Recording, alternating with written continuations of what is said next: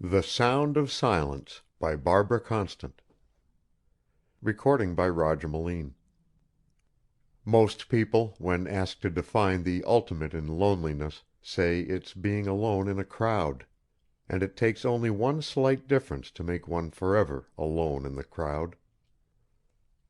Nobody at Hoskins, Haskell and Chapman, Incorporated, knew just why Lucilla Brown, G.G. Hoskins' secretary, came to work half an hour early every Monday, Wednesday, and Friday. Even G.G. himself, had he been asked, would have had trouble explaining how his occasional exasperated wish that just once somebody would reach the office ahead of him could have caused his attractive young secretary to start doing so 3 times a week, or kept her at it all the months since that first gloomy March day. Nobody asked G.G., however. Not even Paul Chapman, the very junior partner in the advertising firm, who had displayed more than a little interest in Lucilla all fall and winter, but very little interest in anything all spring and summer. Nobody asked Lucilla why she left early on the days she arrived early. After all, 8 hours is long enough, and certainly nobody knew where Lucilla went at 4:30 on those 3 days. Nor would anybody in the office have believed it, had he known. "Lucky Brown? Seeing a psychiatrist?" The typist would have giggled, the office boy would have snorted, and every salesman on the force would have guffawed. Even Paul Chapman might have managed a wry smile. A real laugh had been beyond him for several months, ever since he asked Lucilla confidently, "Will you marry me?" And she answered, "I'm sorry, Paul, thanks, but no thanks." Not that seeing a psychiatrist was anything to laugh at, in itself.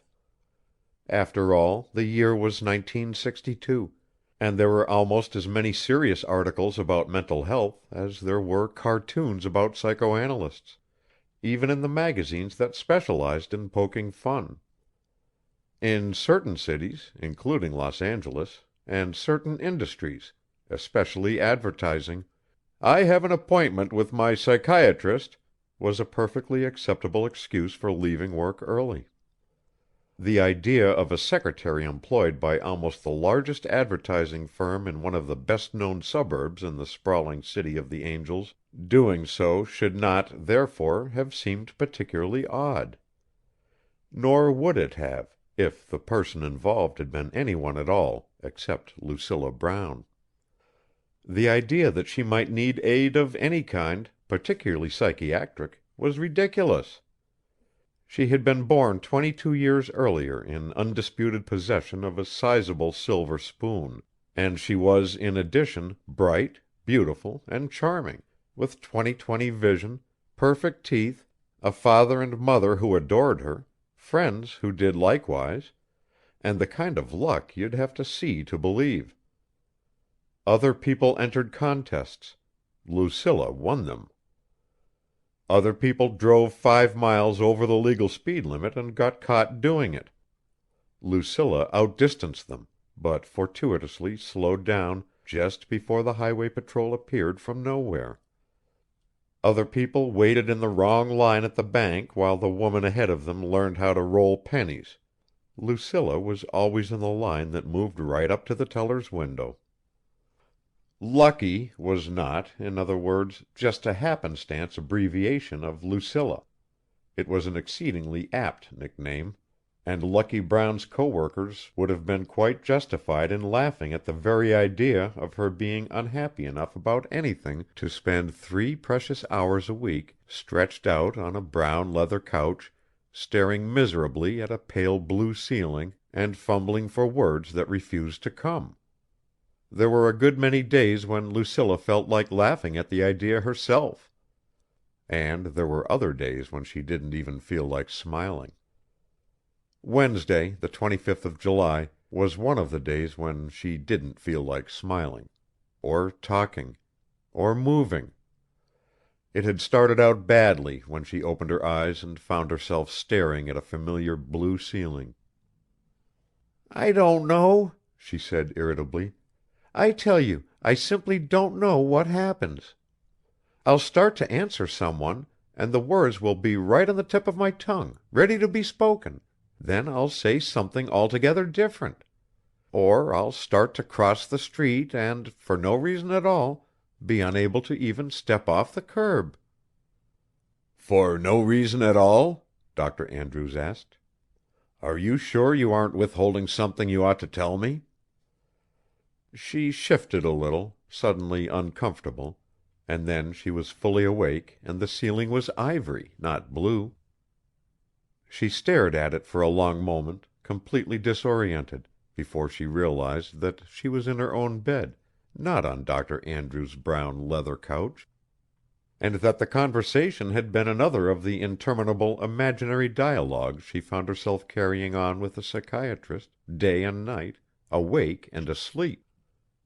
"Get out of my dreams," she ordered crossly, summoning up a quick mental picture of Dr. Andrews' expressive face, level gray eyes, and silvering temples, the better to banish him from her thoughts. She was immediately sorry she had done so, for the image remained fixed in her mind. She could almost feel his eyes as she heard his voice ask again, "For no reason at all, Lucilla?" The weathermen had promised a scorcher, and the heat that already lay like a blanket over the room made it seem probable the promise would be fulfilled. She moved listlessly, showering, patting herself dry, lingering over the choice of a dress until her mother called urgently from the kitchen. She was long minutes behind schedule when she left the house. Usually she rather enjoyed easing her small car into the stream of automobiles pouring down Sepulveda toward the San Diego freeway, jockeying for position, shifting expertly from one lane to another to take advantage of every break in the traffic. This morning she felt only angry impatience. She choked back on the irritated impulse to drive directly into the side of a car that cut across in front of her, held her horn button down furiously when a slow-starting truck hesitated fractionally after the light turned green. When she finally edged her Renault up on the on-ramp and the freeway stretched straight and unobstructed ahead, she stepped down on the accelerator and watched the needle climb up and past the legal 65-mile limit. The sound of her tires on the smooth concrete was soothing and the rush of wind outside gave the morning an illusion of coolness. She edged away from the tangle of cars that had pulled onto the freeway with her and momentarily was alone on the road, with her rear view mirror blank, the oncoming lanes bare, and a small rise shutting off the world ahead. That was when it happened. "Get out of the way!" a voice shrieked. "Out of the way! Out of the way! Out of the way!" Her heart lurched, her stomach twisted convulsively, and there was a brassy taste in her mouth. Instinctively she stamped down on the brake pedal, swerved sharply into the outer lane. By the time she had topped the rise, she was going a cautious 50 miles an hour and hugging the far edge of the freeway. Then, and only then, she heard the squeal of agonized tires and saw the cumbersome semi-trailer coming from the opposite direction rock dangerously, jackknife into the dividing posts that separated north and southbound traffic, crunch ponderously through them, and crash to a stop several hundred feet ahead of her and squarely athwart the lane down which she had been speeding only seconds earlier. The highway patrol materialized within minutes. Even so, it was after 8 by the time Lucilla gave them her statement, agreed for the umpteenth time with the shaken but uninjured truck driver that it was indeed fortunate she hadn't been in the center lane, and drove slowly the remaining miles to the office. The gray mood of early morning had changed to black. Now there were two voices in her mind, competing for attention. "I knew it was going to happen," the truck driver said. "I couldn't see over the top of that hill. All I could do was fight the wheel and pray that if anybody was coming, he'd get out of the way." She could almost hear him repeating the words, "Get out of the way, out of the way." And right on the heel of his cry came Dr. Andrews' soft query. "For no reason at all, Lucilla?" She pulled into the company parking lot, jerked the wheel savagely to the left, jammed on the brakes. "Shut up!" she said. "Shut up! Both of you!" She started into the building, then hesitated. She was already late, but there was something. "Get out of the way. The way. For no reason at all, at all?" She yielded to impulse and walked hurriedly downstairs to the basement library.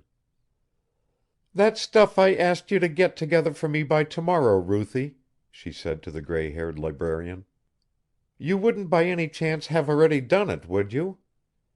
"Funny you should ask."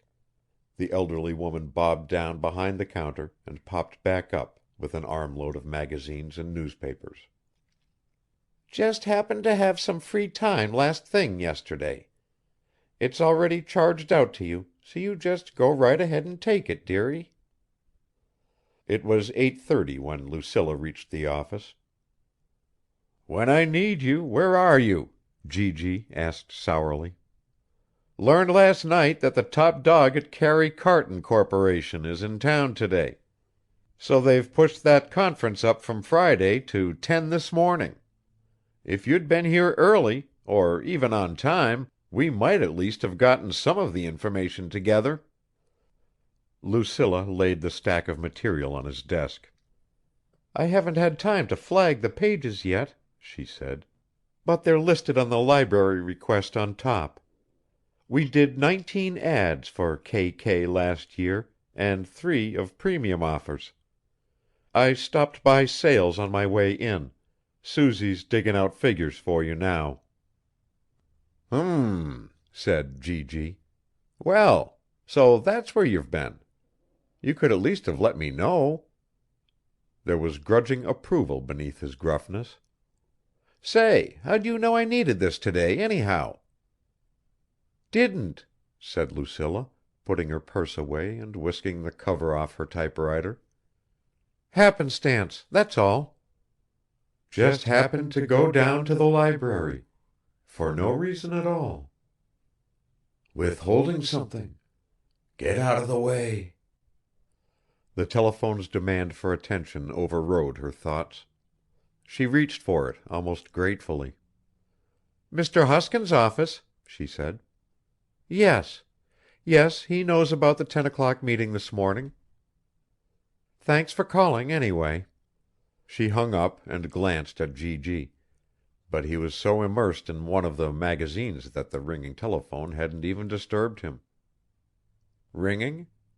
The last thing she did before she left the office each night was set the lever in the instrument's base to off, so that the bell would not disturb Gigi if he worked late.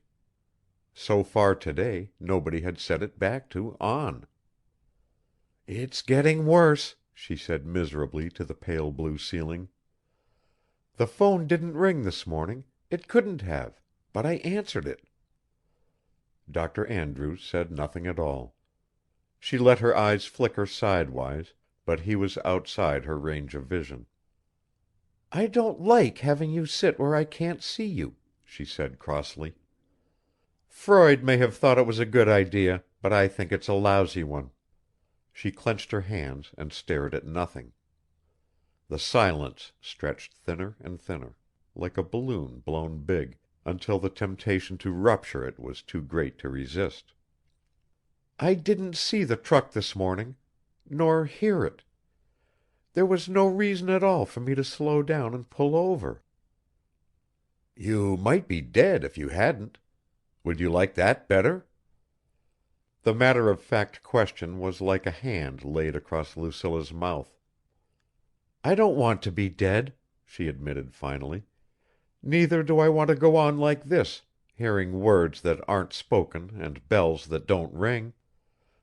When it gets to the point that I pick up a phone just because somebody's thinking—" She stopped abruptly. "I didn't quite catch the end of that sentence," Dr. Andrews said.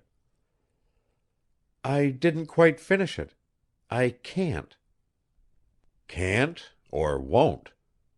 Don't hold anything back, Lucilla. You were saying that you picked up the phone just because somebody was thinking." He paused expectantly. Lucilla reread the ornate letters on the framed diploma on the wall, looked critically at the picture of Mrs. Andrews, whom she'd met, and her impish daughter, whom she hadn't, counted the number of pleats in the billowing drapes, ran a tentative finger over the face of her wrist watch, straightened a fold of her skirt, and could stand the silence no longer. "All right," she said wearily. "The girl at Carey Carton thought about talking to me, and I heard my phone ring, even though the bell was disconnected. G.G. thought about needing backup material for the conference, and I went to the library. The truck driver thought about warning people, and I got out of his way. So I can read people's minds, some people's minds, some of the time, anyway. Only there's no such thing as telepathy. And if I'm not telepathic, then—" She caught herself in the brink of time and bit back the final word, fighting for self-control. "Then what?" The peremptory question toppled Lucilla's defenses. "I'm crazy," she said. Speaking the word released all the others dammed up behind it. "Ever since I can remember, things like this have happened. All at once, in the middle of doing something or saying something, I'd find myself thinking about what somebody else was doing or saying. Not thinking, knowing. I'd be playing hide and seek, and I could see the places where the other kids were hiding just as plainly as I could see my own surroundings. Or I'd be worrying over the answers to an exam question, and I'd know what somebody in the back of the room had decided to write down, or what the teacher was expecting us to write. Not always, but it happened often enough so that it bothered me, just the way it does now, when I answer a question before it's been asked, or know what the driver ahead of me is going to do a split second before he does it, or win a bridge game because I can see everybody else's hand through his own eyes, almost." "Has it always bothered you, Lucilla?" "No." She drew the word out, considering, trying to think when it was that she hadn't felt uneasy about the unexpected moments of perceptiveness. When she was very little, perhaps. She thought of the tiny, laughing girl in the faded snaps of the old album, and suddenly, inexplicably, she was that self, moving through remembered rooms, pausing to collect a word from a boyish father, a thought from a pretty young mother. Reluctantly, she closed her eyes against that distant time. "Way back," she said, "when I didn't know any better, I just took it for granted that sometimes people talked to each other, and that sometimes they passed thoughts along without putting them into words. I was about 6, I guess, when I found out it wasn't so." She slipped into her 6-year-old self as easily as she had donned the younger Lucilla. This time she wasn't in a house, but high on a hillside, walking on springy pine needles instead of prosaic carpet. "Talk," Dr. Andrews reminded her, his voice so soft that it could almost have come from inside her own mind. "We were picnicking," she said. "A whole lot of us. Somehow I wandered away from the others. One minute the hill was bright with sun, and the next it was deep in shadows, and the wind that had been merely cool was downright cold. She shivered and glanced around expecting her mother to be somewhere near, holding out a sweater or jacket. There was no one at all in sight. Even then, she never thought of being frightened.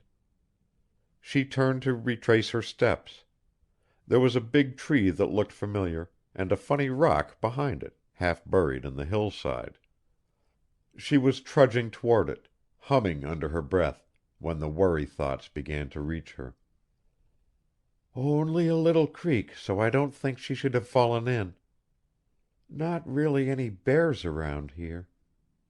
But she never gets hurt. Creek. Bear. Twisted ankle. Dark. Cold." She had veered from her course, and started in the direction of the first thought. But now they were coming from all sides, and she had no idea at all which way to go.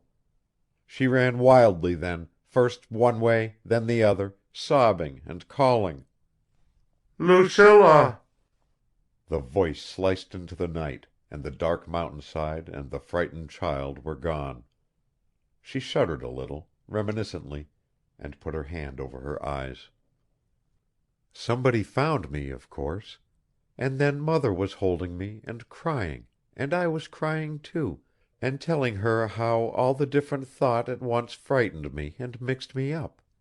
She scolded me for telling fibs, and said that nobody except crazy people thought they could read each other's minds."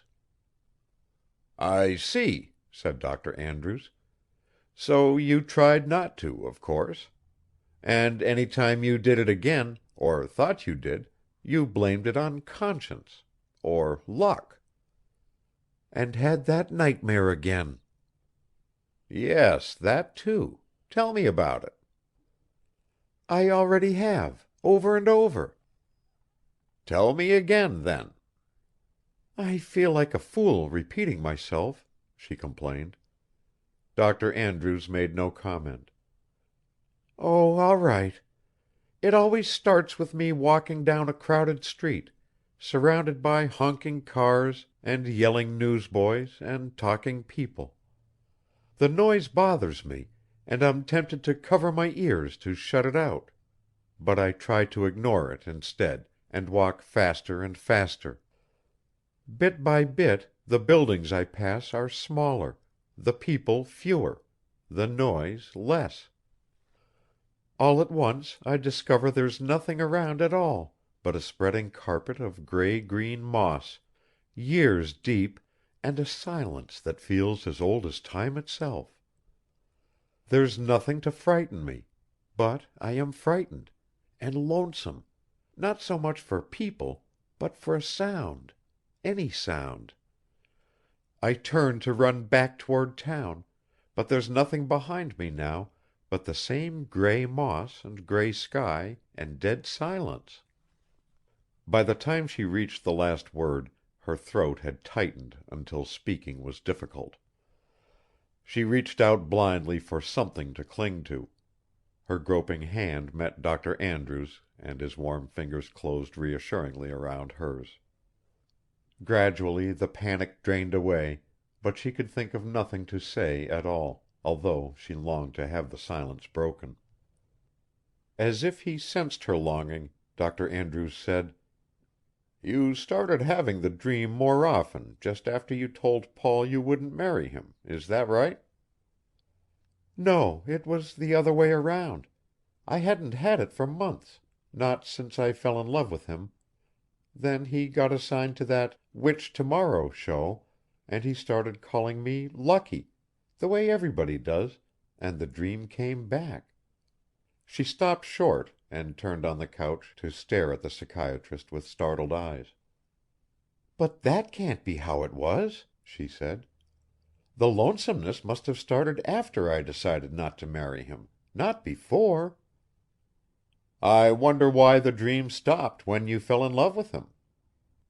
"That's easy," Lucilla said promptly, grasping at the chance to evade her own more disturbing question. "I felt close to him, whether he was with me or not, the way I used to feel close to people back when I was a little girl, before before that day in the mountains, when Mother said—" "That was when you started having the dream, wasn't it?" "How did you know? I didn't, not until just now.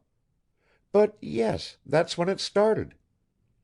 I'd never minded the dark or being alone, but I was frightened when Mother shut the door that night, because the walls seemed so solid, now that I knew all the thoughts I used to think were with me there were just pretend. When I finally went to sleep, I dreamed, and I went on having the same dream, night after night after night, until finally they called a doctor, and he gave me something to make me sleep." "I wish they'd called me," Dr. Andrews said. "What could you have done? The sleeping pills worked, anyway, and after a while I didn't need them any more, because I'd heard other kids talking about having hunches and lucky streaks, and I stopped feeling different from the rest of them, except once in a while, when I was so lucky it bothered me." "And after you met Paul, you stopped being too lucky, and the dream stopped?" "No!" Lucilla was startled at her own vehemence. "No, it wasn't like that at all, and you'd know it, if you'd been listening. With Paul, I felt close to him all the time, no matter how many miles or walls or anything else there were between us. We hardly had to talk at all, because we seemed to know just what the other one was thinking all the time, listening to music, or watching the waves pound in, or just working together at the office.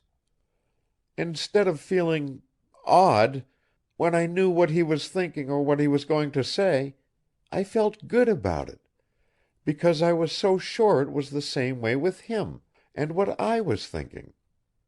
We didn't talk about it. There just wasn't any need to." She lapsed into silence again. Dr. Andrews straightened her clenched hand out and stroked the fingers gently. After a moment she went on. "He hadn't asked me to marry him, but I knew he would, and there wasn't any hurry, because everything was so perfect anyway.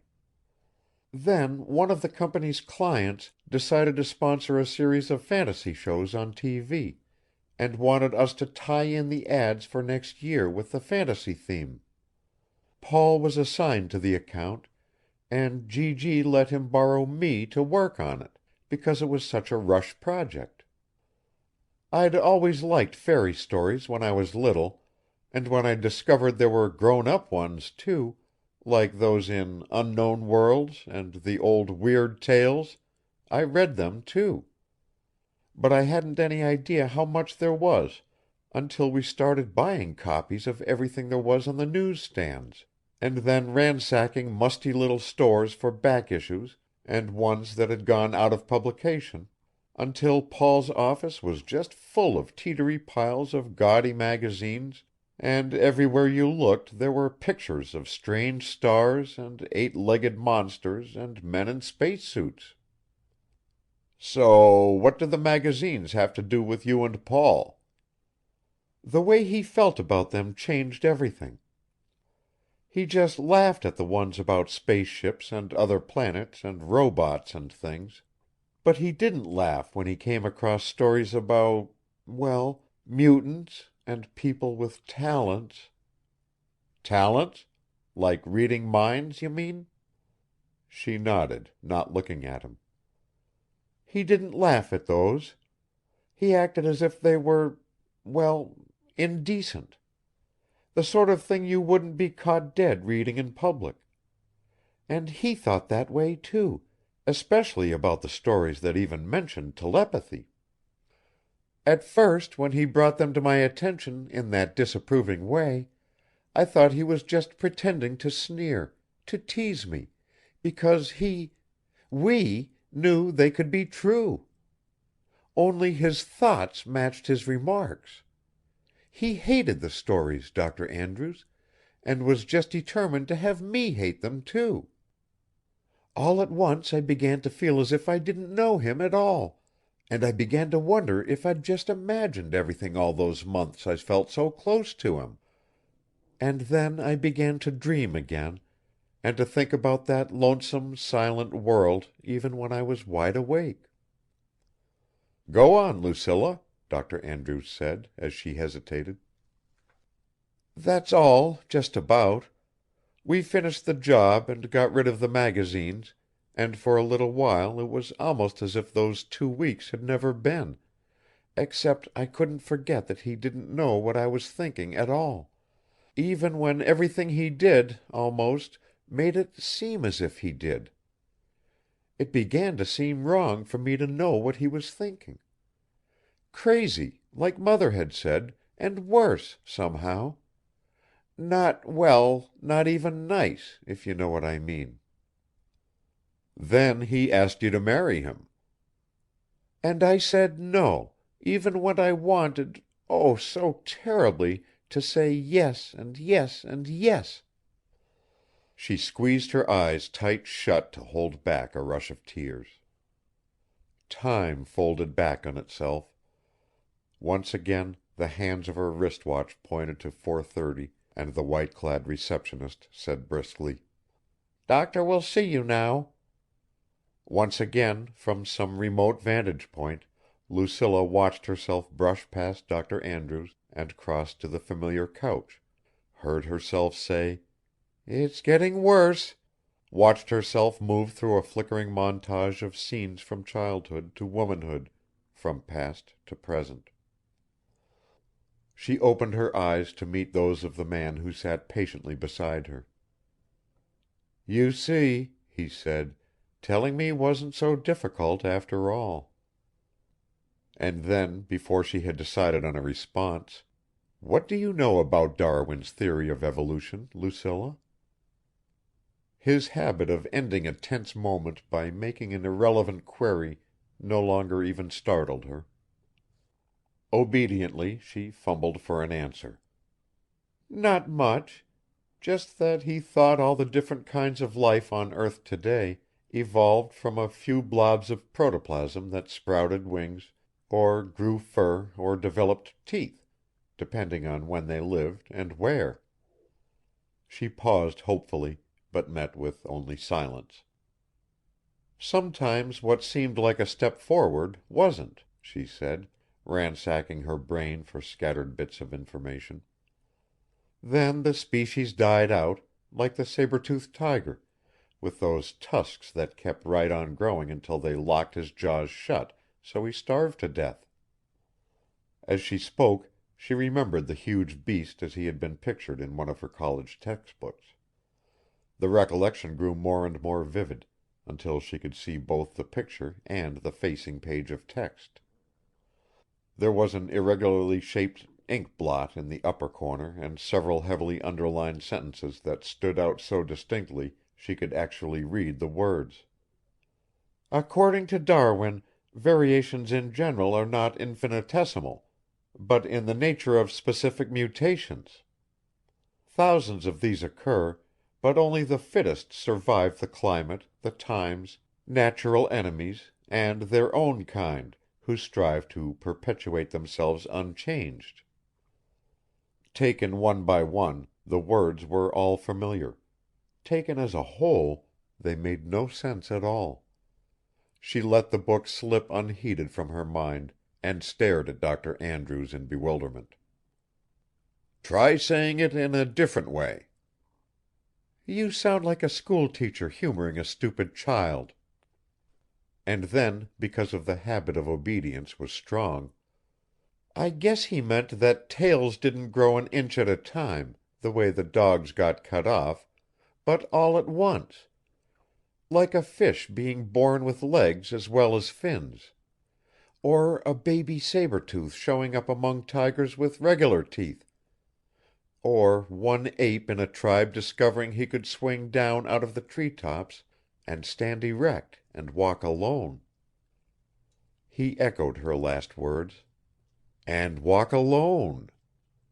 A premonitory chill traced its icy way down Lucilla's backbone.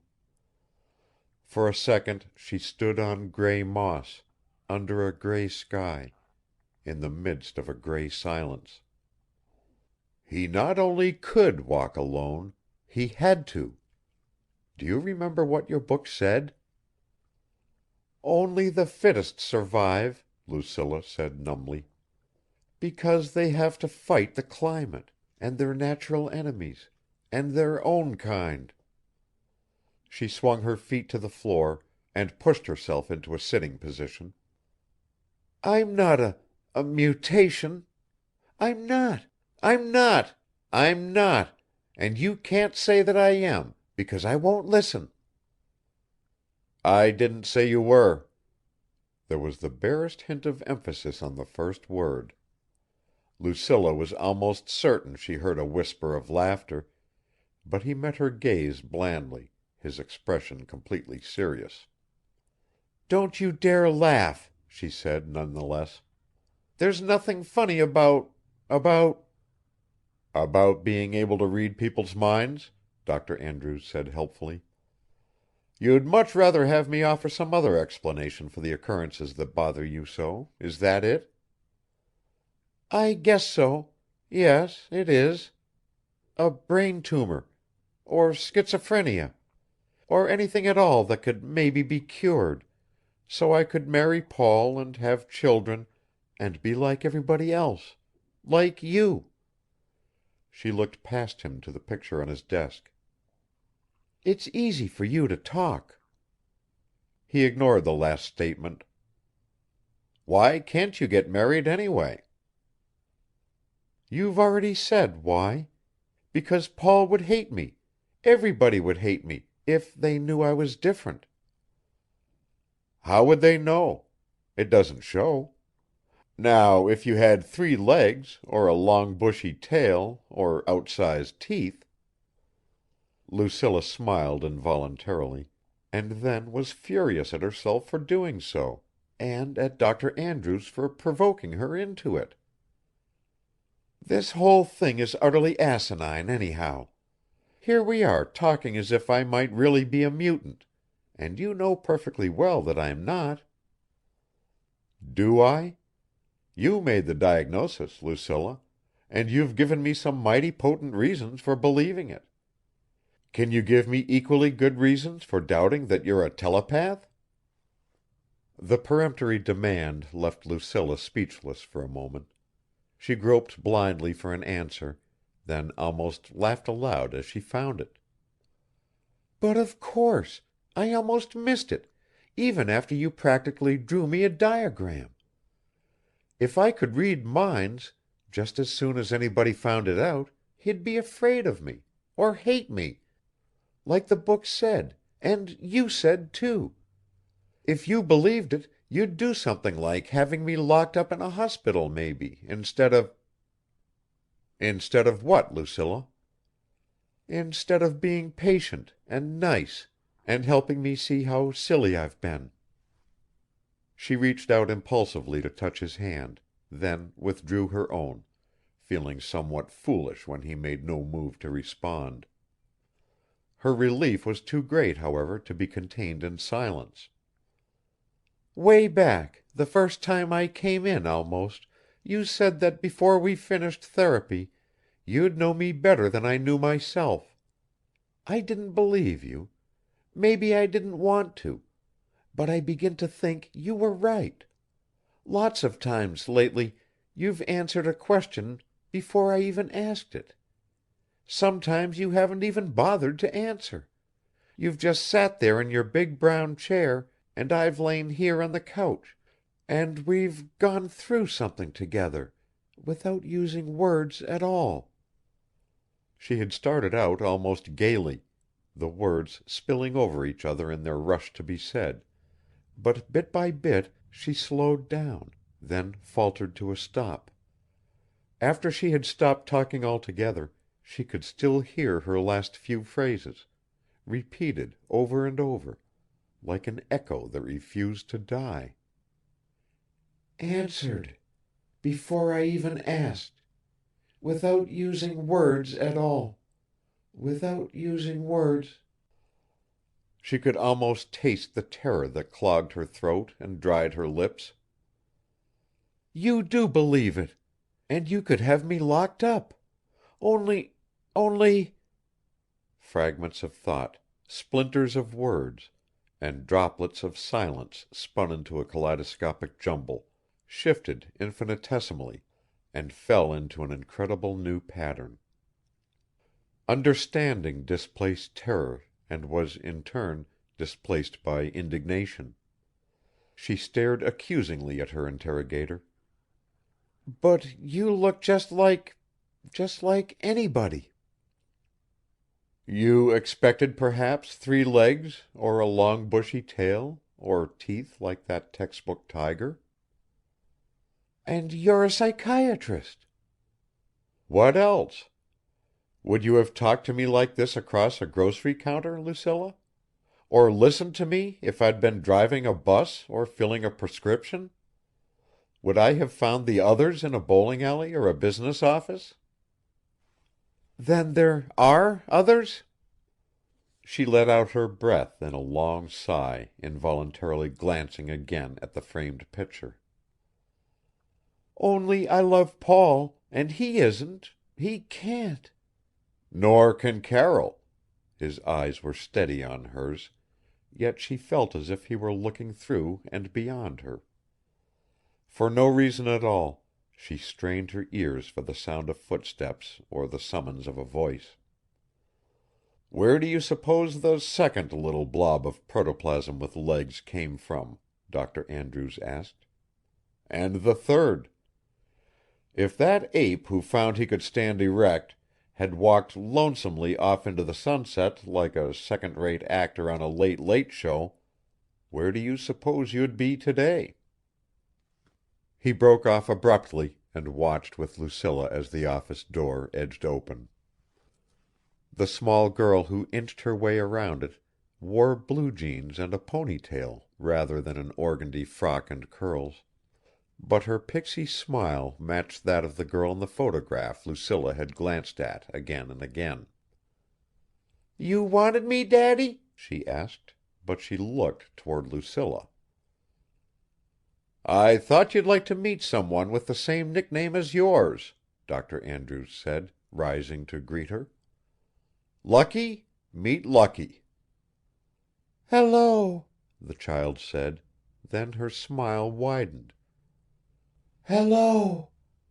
But I don't have to say it, do I? I can talk to you just the way I talk to Daddy, and Uncle Whitney, and Big Bill. "Hello yourself," said Lucilla. This time, when the corners of her mouth began to tick upward, she made no attempt to stop them. Of course you can, darling. And I can answer you the same way, and you'll hear me. Dr. Andrews reached for the open pack of cigarettes on his desk. "Is this strictly a private conversation, girls, or can I get in on it too?" It's unpolite to interrupt, Daddy. "He's not exactly interrupting. It was his conversation to begin with." Dr. Andrews' receptionist paused briefly beside the still open office door. None of them heard either her gentle rap or the soft click of the latch slipping into place when she pushed the door shut.